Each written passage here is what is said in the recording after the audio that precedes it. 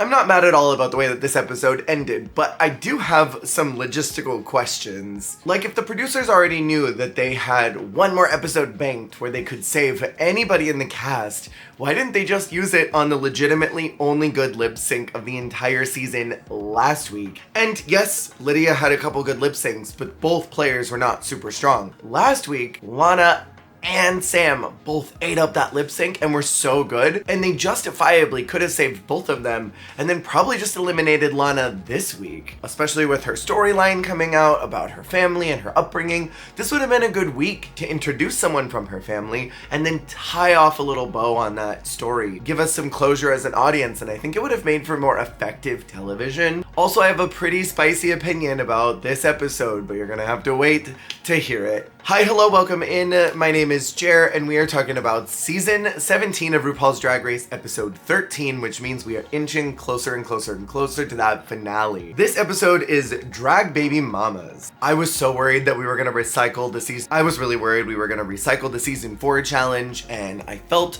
those butterflies creeping up into a little bit of acid reflux nausea. Thankfully it wasn't that. A little housekeeping before we get into the logistics of this episode and start the recap. I have been adamant over weeks that Susie is getting the villain agitator edit. And I've been getting a couple comments asking why I think that she's getting that agitator role, simultaneously getting the exact same opinion. I don't understand why people are hating on Susie. I don't understand why people don't like her. I am a huge fan of Susie, and I have never said I didn't like her. So if that energy is directed at me, I promise it is not. This is my interpretation of TV. Everything I say on here is television interpretation, and I'm trying to bridge the gap from my understanding of how entertainment and television works with what we're seeing on the show and trying to bridge that into one helpful recap for y'all. The girls on the ground are not hating Susie. This is what naturally happens in competitions where someone is doing better than you and you get upset because you're not doing as good as them. We saw this happen for a really good example, Davina and Vivian in UK1. Viv was doing really good and Davina was getting frustrated, but Viv wasn't being an instigator or anything. Davina just wanted to be better than Viv. We saw this natural tension happen with Ellie and Lawrence. Lawrence wasn't being a menace, Ellie just wanted to have the same attention that Lawrence was getting. And I think the same thing is happening here. Susie has the attention of the judges and Rue, and the other girls want it. Now, that is not hating behavior at all. Quite the opposite, it is such a huge compliment. But the reason why people in the audiences and online are saying that Susie is too confident, that she's smug, it's XYZ, and are hating on Susie is because she is being given a role on television that is making her look not so appealing to audiences. The instigator role and the agitator villain role exists purely so that someone can win, because audiences love to root for someone, but they love to root for someone winning against someone they don't like. And so the camera is trying to make Susie appear as if she is not very well liked in the room and that she thinks she's better than everybody. Therefore, audiences think, well, I don't want her to win because she's too confident. I want this person to win because they're the underdog. This happens in Drag Race almost every single season. Sometimes they're more overt about that villain role, and sometimes they're more subversive with it. Sometimes they want us to think that someone is just really freaking mean, and so we don't want them to win. And then sometimes they make us think that someone is just a little too confident and doesn't deserve it, so that somebody else should get it. And so the question is asked and answered in the same breath. People are disliking Susie here in the audience level because the TV wants us to. I hope that explains things. Again, this is just my interpretation of television and what's happening. If that doesn't vibe with you and you don't gel with that opinion, that's fine, you don't have to, but that's what I'm seeing happen in TV. This week is the makeover challenge, which typically I don't like because it's super inconsistently judged, but I was not terribly upset about everything this week. As a matter of fact, I was quite happy with the winner and the final outcome. The makeover challenge is not just about fashion, it's about branding. How well do you know yourself enough to stamp who you are onto someone else and make the judges go, oh, that's XYZ. There have been girls who have come on the show who had a specific brand, like I'm thinking about Gigi specifically, who was a fashion girly, which Looking back on that season, the actual fashion girl of that season was Jada, but that's a different story. When Gigi came out in those fashionable, sleek snow bunny outfits, the judges didn't really connect with it because it was just too plain. Where someone like Crystal, who was an oddball, went with an oddball makeover and the judges connected to it. Your brand not only has to be recognizable to you, but it also has to be packaged in a way that the judges go, yes, I like that. And last week, I pretty much accurately predicted the top two, which was Susie and Sam, because their brands are super recognizable. Sam being Southern American glam, Susie being this old Hollywood Betty Boop nightmare almost. Whereas Jules is very pretty, she's Latina, but I don't really know what her brand is.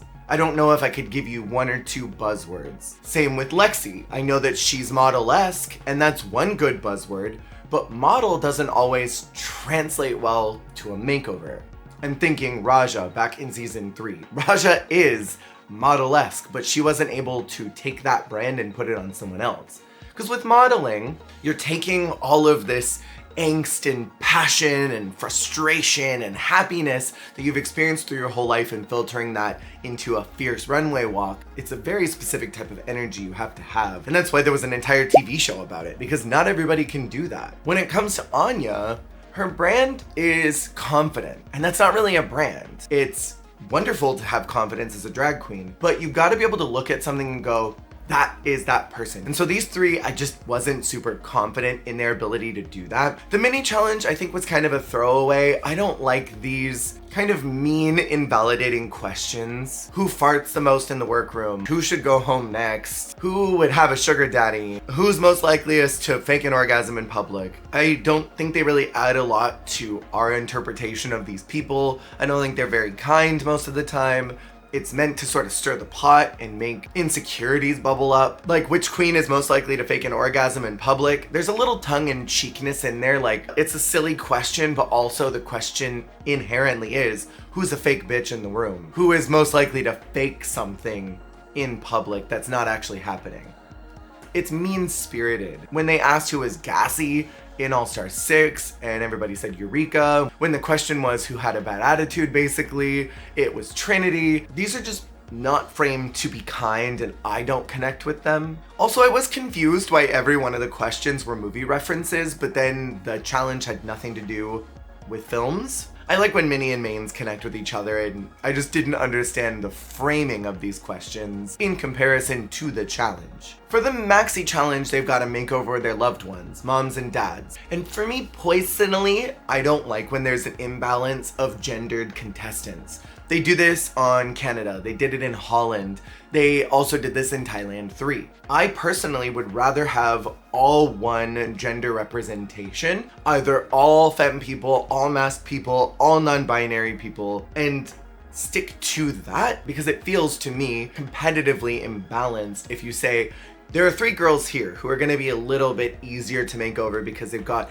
the bone structure, they've got the shape that maybe this contestant is going for, that Womano look. And then we've got 2 dudes here who are going to be a little bit tougher of a job to make over. I feel like it doesn't make the playing field super even. Overall, I did appreciate how we got to peer into the lives of these queens, see why they are the way that they are based off of their family and who raised them, which is why I kind of feel like Lana should have been here this week, because I think that she had the most story to give in a challenge like this. And this was such an interesting week to see this crack in Suzanne Tootie's veneer of a character, because she's been presenting really confidently and cleanly all season, and now we're seeing that life is not as flawless as she sort of presents it to be. And she has this not so strong relationship with her mom, but that doesn't define her in any single way. A lot of contestants come on the show and they don't have a healthy relationship with their family, and that's a big chip on their shoulder. You can see it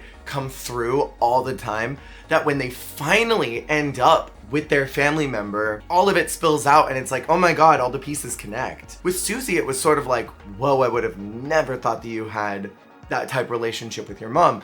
With Lexi, it made so much sense because she's been held back and doubting herself all season. She's got this voice in the back of her head that is telling her she's not good enough. And then we meet her mom and we see this kind of strife that they have and that they're trying really hard to connect. And it makes everything line up like one of those conspiracy theory boards with all the hooks and cords and everything. And Lexi finally connected with why she doesn't vibe with Susie, that they are literally the exact same coin. That in an alternate universe, Lexi got to foster her entertainment and her drag and her presenting, but instead she was doing drugs. And so what she sees in Susie is everything she wasn't able to become because of her life. I thought this was really interesting. It finally kind of went to a head with this story that has been developing for several episodes. And I'm glad that she was able to get there because I think that'll lead to some good healing down the road. This week, La Roche is back. I'm really happy about that, but they did make me wonder if I know anything about fashion at all with their judging and critiques. And Rue looked so freaking good this week. I loved the religious motifs. I loved this dress with all the little multicolors that were hidden in it. She kind of ate, I'm not gonna lie. This is the first week all season that I've been like, yes, Rue. So let's jump into the looks and talk about these, and I'm gonna rank them as I always do. Remember, these are my opinions. If you don't vibe with them, that's fine. We have first out Lexi and Mimi. Lovely. It's a corset with stuff on it. I want to hold space and I want to hold empathy because this mom is definitely not someone who looks like she dresses like this normally. And so I commend her because the body looks great. The corset is doing the work. She looked good. She's selling it. The makeup is nice. I don't think they resemble each other very much. I think they look very much like just friends who are hanging out, going to a costume party. And I have to say, for me, para mí, only for me, I don't mind craft store type drag. I don't mind drag that may be a little lower on the scale from what we're expecting from Drag Race, because I was someone who shopped at Daiso and 99-cent store and the Goodwill for everything. Ross, cross dress for less. I was on all of that. I love these Valentine's Day decorations, 2 headpieces, and if I saw this in a drag bar, I would be absolutely living. I would be. And so I don't necessarily have a problem with that. However, based on everything else in the room, this is lower scale for me. On top of it, it doesn't really meet the challenge of resemblance. So for me, I put her in number 4. And in another universe where judging was slightly different, I'm gonna get to my spicy opinion now. I think that Lexi easily could have been bottom 2. I could see the critiques being, this looks crafty, which is another way of saying that something is too camp and they don't like it. This is too low budget compared to what everyone else is. This looks store-bought. We've seen this silhouette on you before because we've seen the sheer with the boa at the bottom. This is something that easily could have been said. And I'm quite surprised that they didn't follow through on the Lexi Susie storyline and put them both in the bottom just to see what would happen. If they already knew they were gonna double save at this point, because I think that was always in the stars, it wouldn't have mattered and it would have created for some interesting tension. Next out is Sam and Sassy Star. Girl, I was living. When I said earlier that Sam's drag is Southern American glam, this is that. It's Grand Ole Opry. It's Dolly Parton. There's something very Miranda Lambert about this. I am getting all of these glamorous Southern women who are prominent in the country music industry, and I could see literally any of them wearing this to the CMTs. Maybe not the bodysuit. I think the bodysuit is a little inappropriate. But maybe for like a music video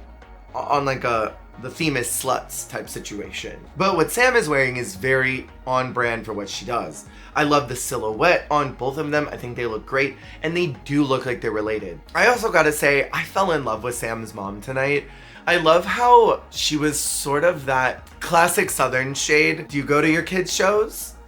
Well, I go to mine at least once a week, sometimes twice. I'm there all the time and everybody thinks of me as mother. She didn't say it in that tone, but it's so Southern to try and one-up others. I kind of lived for her. And I love how healthy their dynamic is.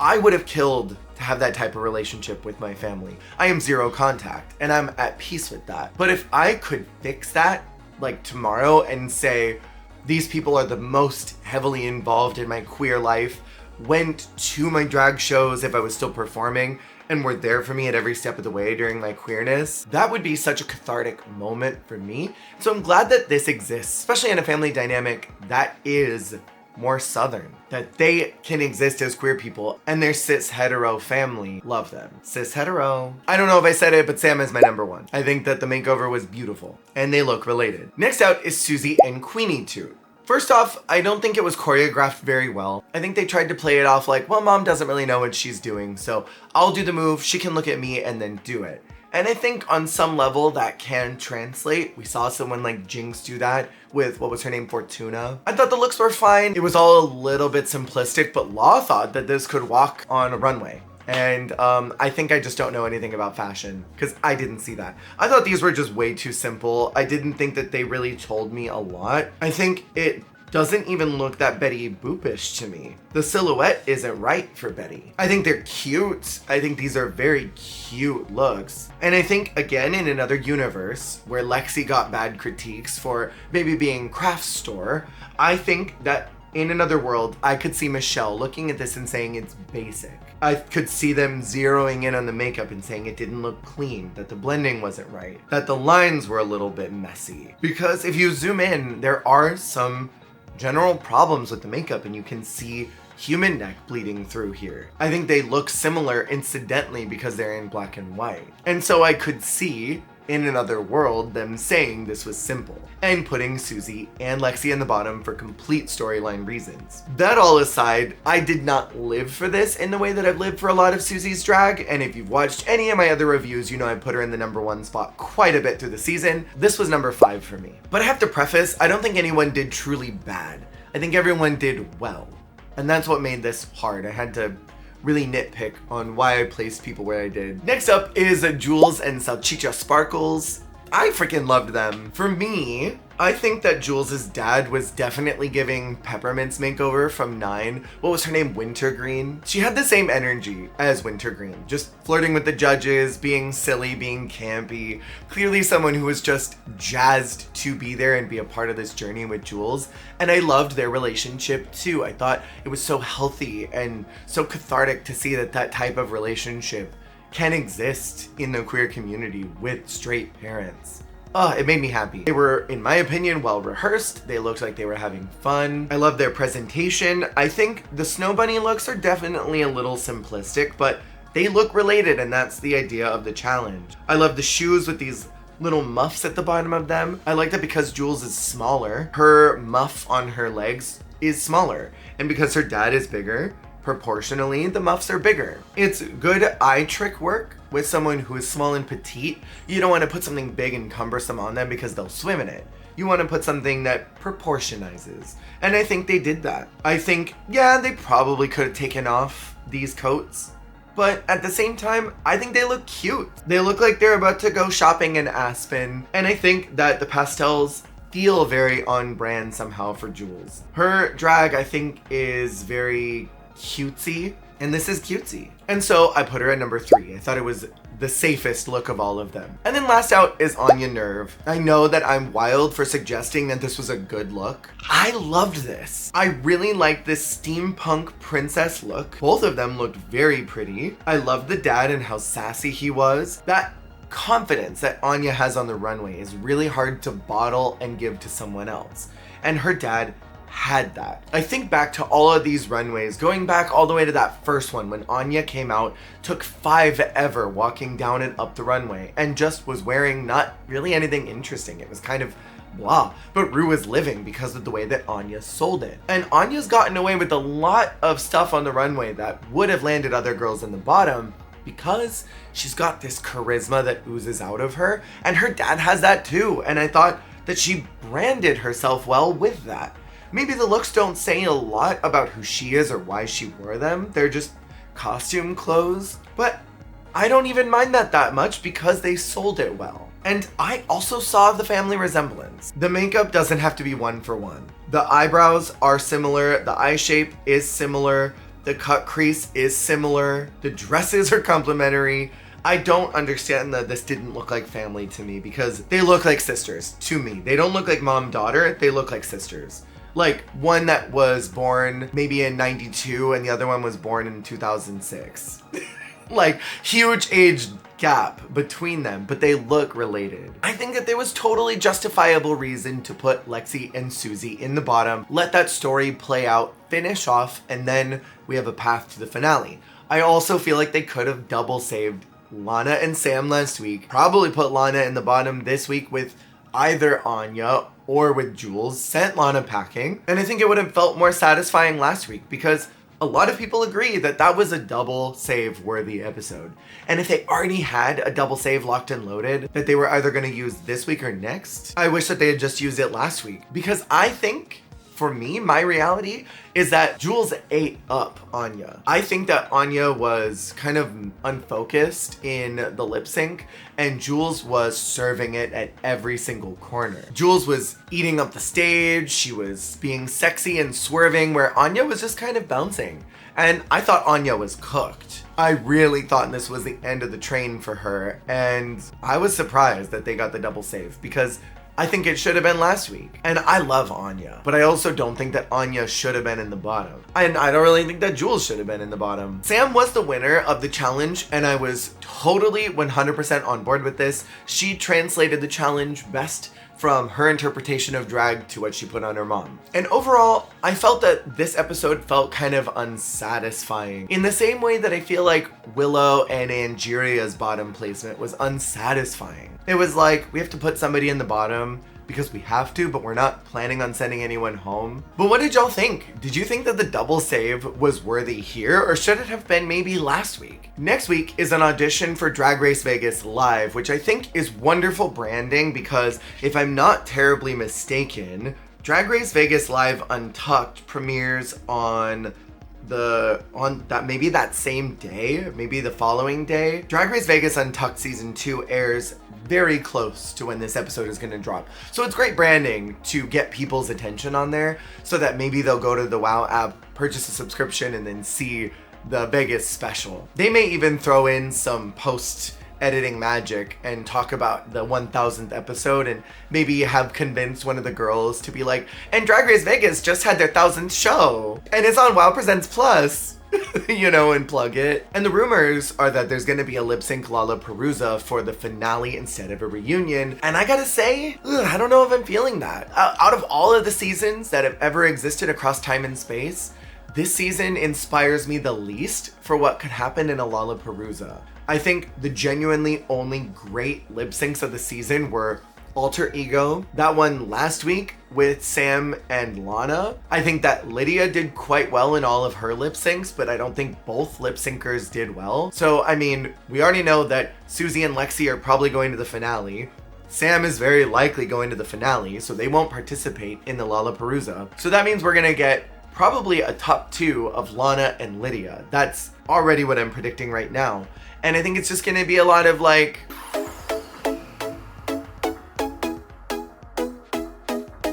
NT ways. What did y'all think about this episode? Let me know in the comments below what your thoughts were about the winner, the bottom 2, the lip sync, and overall thoughts in general.